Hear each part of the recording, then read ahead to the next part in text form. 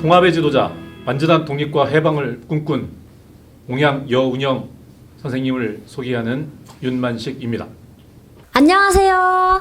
네, 안녕하세요. 특별히 몽양 여운형 선생님을 맡게 되셨는데요. 이에 대해서 시청자들께 당부 한마디 부탁드려요. 개인적으로 몽양 선생이 우리나라 건국 초기부터 해서 소위 말하는 빨갱이의 대표적인 인물로 이렇게 낙인 찍혔던 부분이 없지 않아 있었고요. 2008년 노무현 정부 말기에 대한국민장 훈장을 받으시면서 독립운동가로 이제 복원이 되셨는데, 그럼에도 불구하고 여전히 몽양에 대해서는 약간 그런 시선으로 바라보는 분들이 많이 계십니다. 하지만 어떤 독립운동가라고 할지라도 그들 모두는 사실은 대한의 독립이라고 하는 공통된 목적을 위해서 그 어떠한 사상도 가감없이 다 받아들였던 인물들이었기 때문에 그런 오해 없이 객관적으로 좀 그런 마음으로 바라봐 주셨으면 좋겠다 생각을 했습니다. 어떤 기사글에 보니까 여운형이 종들의 노비 문서를 불태워 풀어주었다는 내용을 본 적이 있어요. 여운형 어린 시절부터 청년기를 지나면서 목사님 보시기에 그의 기재와 성격은 어떠했나요? 여운형의 이제 아호가 몽양이거든요. 이게 그의 모친이 태양을 치마폭에 이렇게 품는 꿈을 꾸었다고 해요. 그 꿈 이야기를 듣고 이제 그의 조부께서 몽양이라고 이제 아호를 지어주셨는데요. 4대 독자 집안입니다. 그러다 보니 자연스럽게 집안의 모든 사랑을 독차지하면서 자랐고요. 어떤 세상의 시류라든가 이런 권세에 순응하지 않는 그런 기질이 굉장히 농후했던 인물이었던 것 같아요. 가령 이제 배제학당 시절에 기독교 학교다 보니까 일요일 날 예배를 드리게 돼 있거든요. 아마 친구들과 놀러를 갔던 것 같습니다. 이제 월요일 날 학교를 등교를 했는데 선생님들이 이제 예배 잘 드렸는지 체크를 하시는데, 다른 친구들은 다 손을 안 드는데 몽양만 손을 들고 놀러 갔다 왔다고 이제 자수를 했는데, 용서받을 줄 알았는데 오히려 이제 선생님이 자기만 이제 혼나게 되고 벌을 받게 됐고, 여기에 이제 몽양이 열을 받았던 거예요. 그날로 이제 학교를 자퇴를 하고 당시 민용환 선생이 세웠던 흥화학교라고 하는 학교로 전학을 하게 됐던 그런 유명한 일화가 있기도 합니다. 이제 종들의 노비 문서를 태웠다는 일화가 있는데요. 아까 말씀드렸던 그런 반골 기질, 그런 성향들이 기독교 신앙과에 접목되어지면서 소위 말하는 봉건 유죄를 과감히 혁파했던 신문물을 받아들이고 구습을 타파하고 개혁을 몸소 실천해 나가는 그런 실천적 신앙 기질이 이렇게 드러났던 수많은 그런 사건들 가운데 하나가 아닌가 그렇게 생각됩니다.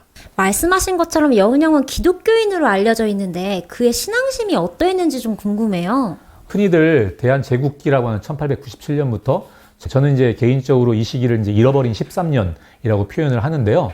이 당시 기독교는 어떤 단지 종교 차원을 넘어서 신학문을 배우고 연마할 수 있는 지름길이 되기도 했습니다. 사료들을 통해서 언급되어진 내용들을 살펴볼 때 이분의 신앙심은 꽤 돈독했던 것 같습니다. 가령 그의 고향이었던 경기도 양평 묘고래에서 교회를 세우고 또 거기서 열심히 전도도 하면서 가족들도 전도해서 구원받게 하고, 당시 백정교회로 불리었던 승동교회에서 7년 동안 사역하면서 설교도 굉장히 잘했던 것 같아요.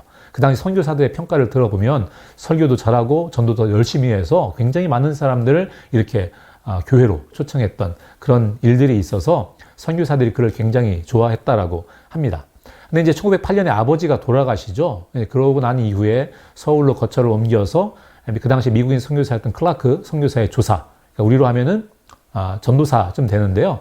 조사 일을 하기도 하고 평양신학교에 진학해서 신학 수업을 하기도 했고요. 심지어는 이제 중국 유학길에 올랐을 때 금능대학을 다니던 시절에는 시내에 있던 그 YMCA 회관 건물을 빌려가지고 거기서 주변에 사는 모든 조선인들을 불러 모아가지고 열심히 기도에도 인도할 만큼 굉장히 열심히 있는 신앙 생활을 했던 것으로 보여집니다. 다만 몽양의 평전이라든가 그가 남긴 말들을 이렇게 종합해보면 몽양에게 있어 기독교라고 하는 것은 단지 어떤 개인의 구원 차원에서 믿었다라기보다는, 물론 그런 측면도 없지 않아 있지만 그보다는 민족 구원 그리고 대한의 독립을 위한 목적지향적인 신앙이 훨씬 더 강하지 않았나 그렇게 생각합니다. 이 시대의 기독교인인 우리에게도 굉장히 도전적인 이야기인데요. 특별히 독립운동가 중에 기독교인들이 많았던 이유, 그 시대에 기독교인들의 역할이 있었을까요? 이제 서울 시내를 다니다 보면은 독립운동가들의 이름을 이렇게 따서 지어진 도로들이 꽤 많이 있거든요. 이제 제 사무실이 종로에 있는데요. 종로가 부근에도 김상옥로라고 하는 종로 5가 부근에 있는데요. 김상옥 하면은 아시는 분들이 거의 없습니다. 근데 이분이 종로 경찰서에 폭탄을 투척했고 영화 밀정인가요? 초반부에 일제 경찰이 막 쫓겨가다가 발가락을 이렇게 잘라내는 씬이 등장을 해요. 거기 나오는 그 주인공이 김상욱 의사죠. 이분도 상동 청년회에 소속되어진 기독교인이었던 거죠. 당시 20세기는 소위 말하는 제국주의 전성시대라고 할 수가 있습니다. 영국을 비롯한 많은 제국주의 국가들이 모토가 됐던 종교가 대부분 기독교였죠. 그런데 참 재밌는 것은 기독교가 해외 선교를 나아갈 때 바로 그러한 제국주의를 등에 업고 선교지로 진출을 했던 것이었고, 그러다 보니까 자연스럽게 선교지에서 그리 환영받지 못하는 종교였던 겁니다. 근데 이제 한국은 좀 달랐던 것 같아요. 왜냐하면 제국주의 국가가 서구 열강이 아니라 일본이라는 나라였던 거죠. 일본은 기독교 국가가 아니었던 거고요. 자연스럽게 일본과 경쟁하는 다른 나라들, 그러니까 대부분의 기독교 국가들이었던 그런 국가들을 향해서, 또 그 선교사들을 향해서 힘없는 나라 조선을 도와주기를, 구원해 주기를 바라는 그런 마음들이 우리 조선 사람들이 있었던 것 같고요. 그들 가운데 이렇게 기독교로 들어오는 분들이 제법 많이 있었던 것이 사실입니다. 그러니까 1900년대 초에 우리나라에서 발간되었던 신문들이 많이 있습니다. 황성신문은 우리나라 유학계를 대변하는 신문이었고요. 대한매일신보 같은 경우는 계몽파들을 대변하는 신문이었는데, 그 신문을 포함해서 모든 언론 매체를 통해서 신문의 어떤 논설이나 사설이나 이런 글들을 살펴보면 그 가운데 기독교회와 관련된 글들이 제법 등장을 많이 합니다. 근데 그 논조가 어떠냐면 이런 거예요. 가령 선교사들에 대해서, 또 기독교회에 대해서, 또 예수 믿는 사람들에 대해서 당신들이 이뤄야 된다. 교회가 이런 역할을 했으면 좋겠다. 한민족의 그런 염원, 독립을 향한 소망을 담아서 한국 교회를 바라보았다. 100년 전의 기독교회는 그 당시 한국 사회로부터 그런 기대와 소망을 받는 그런 대상이었는데, 물론 거기에 또 이제 많은 학교도 지으고 병원도 지으면서 꽤 많이 부흥했던 것이 사실입니다. 그것이 한국 기독교가 가지고 있는 굉장히 중요한 자산이기도 하고요. 그런데 100년 지난 지금 과연 한국 교회에게 그런 질문을 던지고 싶은 거예요. 100년 전에 한국 사회가 교회를 향해서 품었던 그 소망과 그 기대가 있는가? 아마도 우리 시대에는 그런 기대와 소망을 회복하는 교회가 되어야 되지 않을까 생각을 해봅니다. 더 많은 기독교인 독립운동가가 궁금하시다면 지금 우측에 뜨는 영상을 누르시면 보실 수 있습니다. 반골 성향의 몽양이 어떻게 쓰임을 받을지 궁금한데요. 우선 그가 독립운동의 길로 들어서게 된 계기가 무엇이었을까요? 앞서 언급하였듯이 이제 몽양이 배제학당을 그만두고 민용환 선생이 설립했던 흥화학교에 1년 정도 공부를 했거든요. 근데 그 당시 흥화학교에 우동생을 소개하는 신문 기사가 떠요. 독립신문에. 근데 그 우동생이 누구냐? 바로 몽양 선생이었죠. 근데 그 즈음에 아버지가 돌아가시죠. 특이하다 보니까 이제 가장이 되어지게 되는데, 가게를 책임지다 보니까 원래 본인이 의도했던 방향대로 공부한 것이 아니라 이제 그 당시에 통신기술학교였던 우무학교로 입학을 하게 됩니다. 뭐 지금이야 통신기술하면 어떨지 모르겠지만 그 당시에는 어쨌든 선진기술이고, 이제 그 학교 졸업하면 출세가 보장되어지는 그런 학교였기 때문에 그 학교에 진학을 했는데요. 졸업할 즈음에 우리나라가 이제 나라를 잃게 됩니다. 민용환 선생님께서 아시다시피 이제 자결을 하시죠. 어머님도 돌아가시고 뭐 이러면서 정신적인 스트레스를 굉장히 많이 받았던 것 같습니다. 연이은 우환으로 인해서 충격을 받았던 그 몽양은 우무학당을 졸업하면서 일본의 제안을 받아들이지 않고 동생을 미국으로 유학 보내고 본인도 유학길에 오르게 됩니다. 이제 돈이 없어서 중국으로 떠나게 되는데요. 그 당시만 하더라도 독립운동의 길로 들어서고자 유학을 간 것이라기보다는 서구 문물들을 좀 폭넓게 공부하고자 하는 그러한 목적이었다라고 보여지고요. 다만 이제 윌슨의 그 민족 자결주의라고 하는 원칙이 선포되어지면서 그 영향 때문에 몽양은 신한청년당이라고 하는 단체를 조직하게 되고 파리 강화회의에 김규식을 대표로 파견할 계획을 수립하고 추진하기에 이르게 됩니다. 이때부터 독립운동가로서 변화한 몽양 여운형의 모습을 볼 수 있는 것 같은데요. 신한청년당이 3.1운동의 단초가 되었다는 이야기가 있는데 여기에 대한 설명을 좀 부탁드릴게요.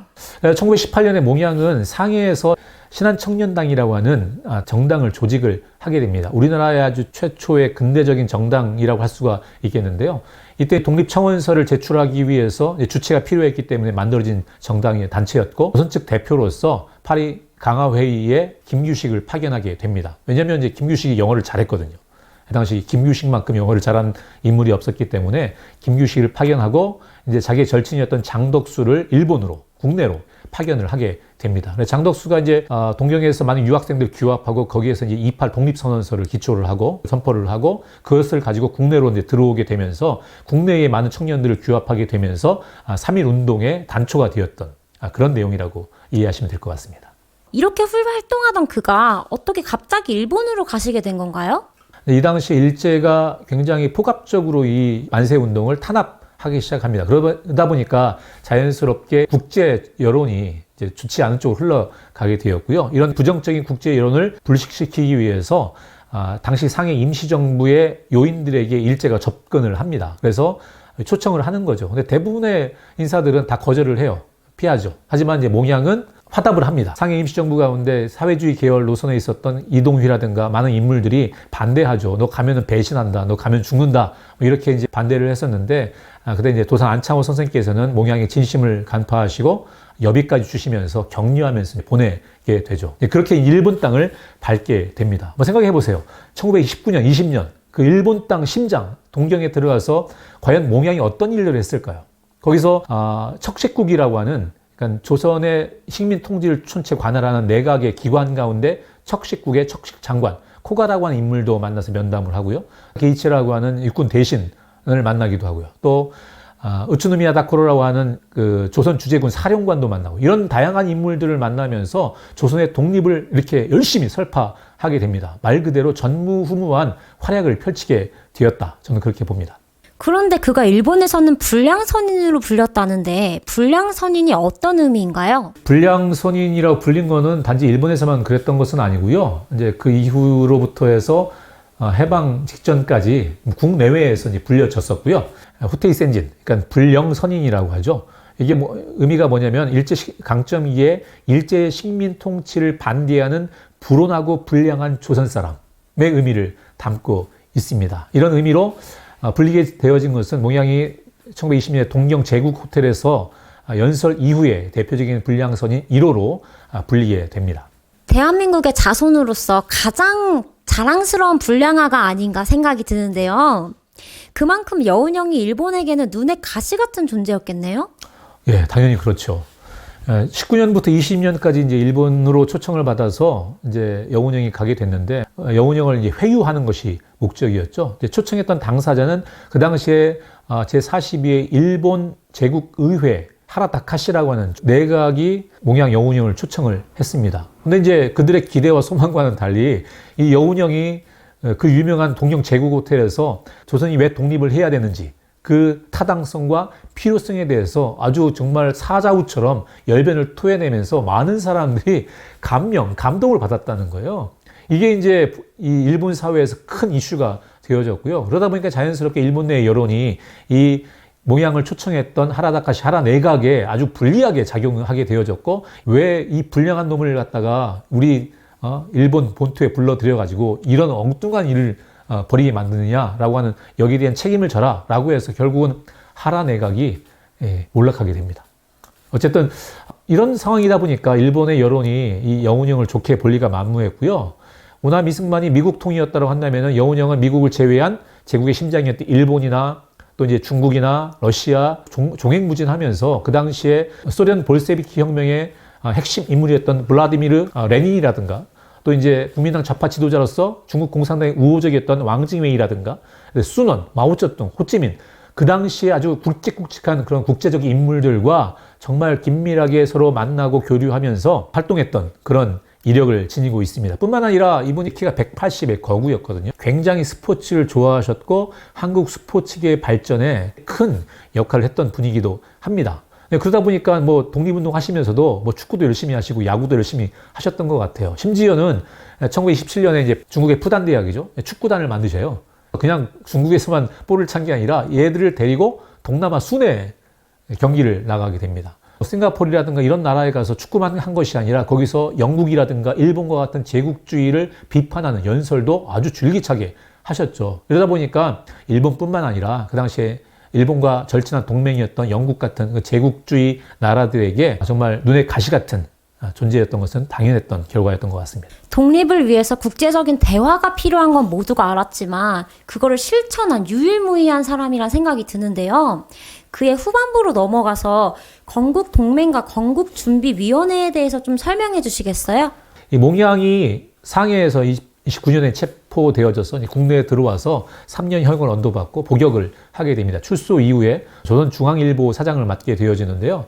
그 당시에 이제 송기정 선생님이 가슴판에 새겨져 있던 일장 삭제해가지고 신문으로 보도했던 사건 때문에 사장직에서 물러나고 신문사는 폐간되어지게 되는데요. 그 이후에는 예비검속에 수감되었다가 1943년에 이제 출소하게 되세요. 일본이 이제 곧 패망할 것이다라고 직감적인 예감을 가지셨던 것 같아요. 그래서 1944년 8월에 건국동맹이라고 하는 전국 단위의 비밀 조직을 결성하게 됩니다. 그러면서 해방을 맞이하고 이 건국동맹은 건국준비위원회, 줄여서 건준이라고 하는데 이것을 이제 발족하게 됩니다. 해방 직후에 일본 조선 총독부의 당시 실세였던 정무총감 엔도 류사쿠와 만나게 되는데 엔도의 의중은 그런 것이었죠. 조선에 거류 중인 일본인들이 이제 우리나라 망했으니 일본으로 귀환해야 될 터인데 조선에 살고 있는 일본인들의 무사 귀환에 대해서 협조해달라. 협조 요청을 이제 몽양에게 했던 것이죠. 몽양은 그 기회를 통해서 5개의 요구 조건을 내걸게 됩니다. 그게 뭐냐면 첫 번째는 모든 정치범의 석방. 그 당시에 감옥의 상태가 굉장히 열악했습니다. 환기도 제대로 되지 않고 그 한 몇 평 되지 않은 감옥 안에 수십 명이 수감되어 있다 보니까 그 안에서 미쳐가지고 죽는 사람들이 나오기 시작했던 거예요. 그만큼 일제 말에 우리 국내의 상황은 굉장히 열악한 상황이었다라고 하는 거죠. 그래서 요구했던 조건이 모든 정치범의 석방. 두 번째는 경성 시민들에게 해방 이후에 3년 동안의 식량을 확보해 줄 것. 세 번째는 주체적인 치안 유지권을 이양해달라라고 하는 조건이었고요. 네 번째는 치안과 건설 활동에 총독부는 방해하지 않는다. 그러니까 내정 간섭하지 않는다라고 하는 조건이었죠. 마지막으로 학생들과 청년 활동들을 적극적으로 보장한다. 이 5가지 요구 조건이었는데 엔도가 그걸 흔쾌히 받아들이게 됩니다. 그래서 치안 유지권을 다 가져와서 건준이 활동하게 되는데요. 굉장히 기간이었지만 꽤 역동적으로 움직임을 통해서 많은 훌륭한 성과를 보여주었다고 할 수도 있습니다. 하지만 이 건준도 인민공화국으로 이름을 바뀌면서 오래 가지 못하고 와해될 수밖에 없는 그런 상황이 되게 됩니다.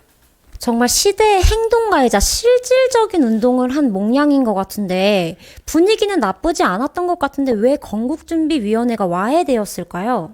몽양을 비롯한 당시 건준의 기대와 미군의 이제 사령관이었던 하지 중장의 생각이 많이 달랐다라고 보여지고요. 1945년 8월 15일로부터 시작해서 미군 선발대는 해리스 준장이 인천항구에 도착하던 9월 6일까지 대략 20여일 정도의 편차가 존재하는데요.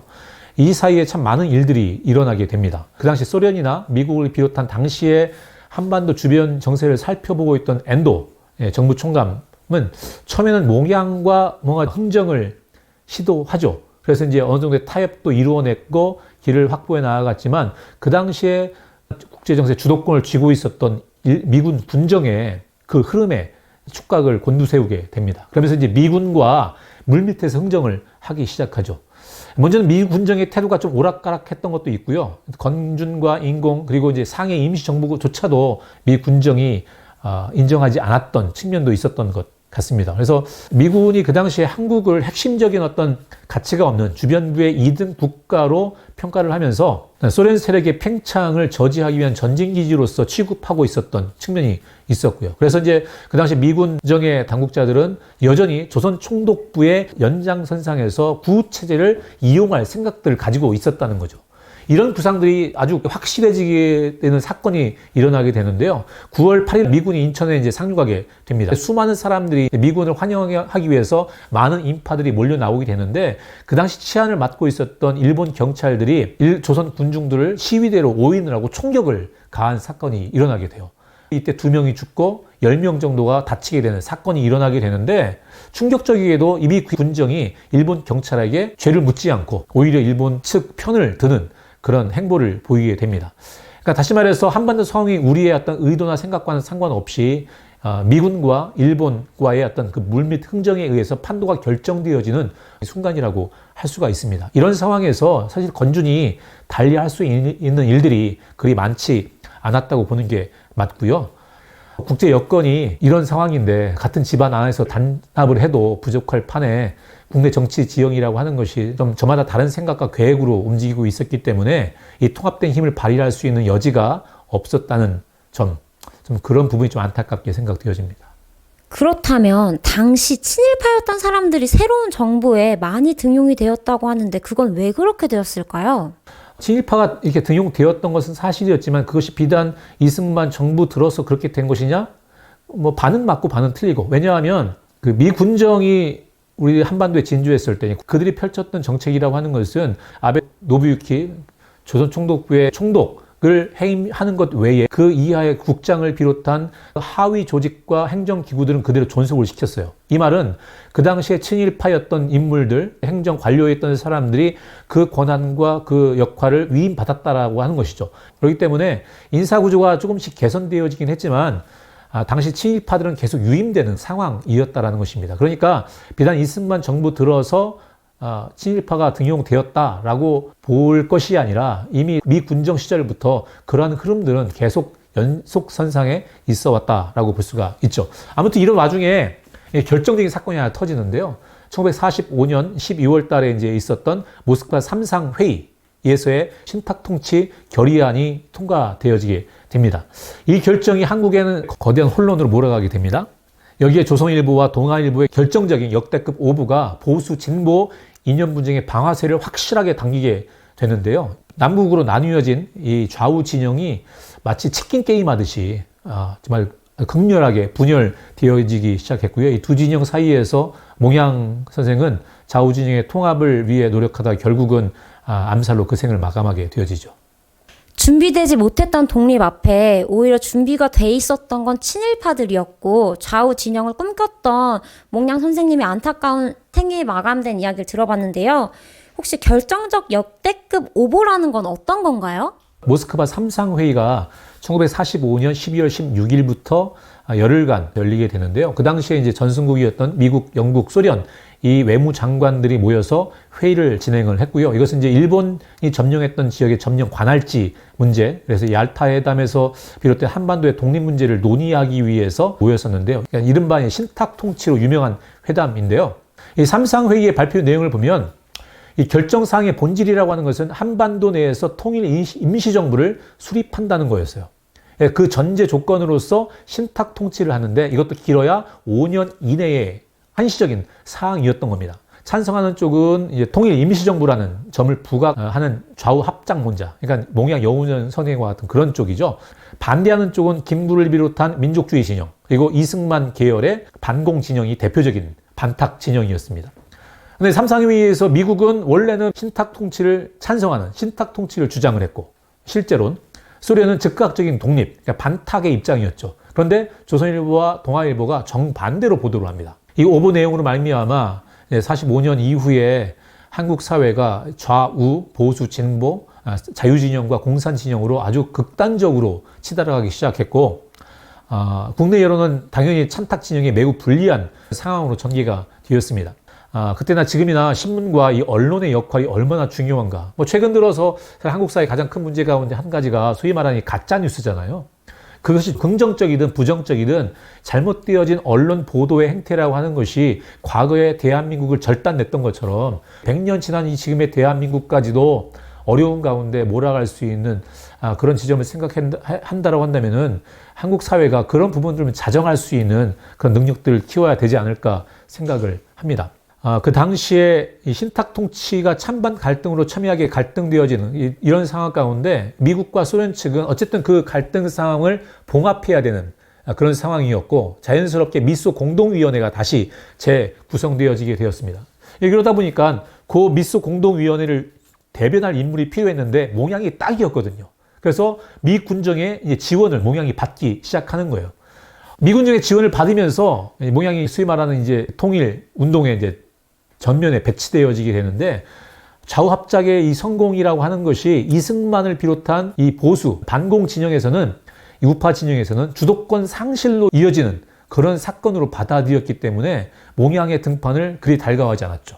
반대로 진보 진영에서는 미 군정과 남북 통일 정부를 구성한다는 이런 흐름들이 결국은 좌익 진영의 주도권을 잃어버리는, 그러다 보니까 자연스럽게 몽양에 대해서 보수 진영도 진보 진영도 적대적으로 전환할 수밖에 없었고요. 이때부터 줄기차게 몽양은 끊임없는 암살 위협에 시달리게 됩니다. 이런 상황을 너무나 잘 알고 있었던 좌우 진영의 인사들은 몽양의 그런 노선과 흐름에 동조하고 힘을 보태주는 것이 아니라 자신들의 기득권을 유지하기 위해서 철저하게 미 군정의 눈치를 보아가면서 그 기득권을 붙잡기 위해서 암투를 벌려갔고요.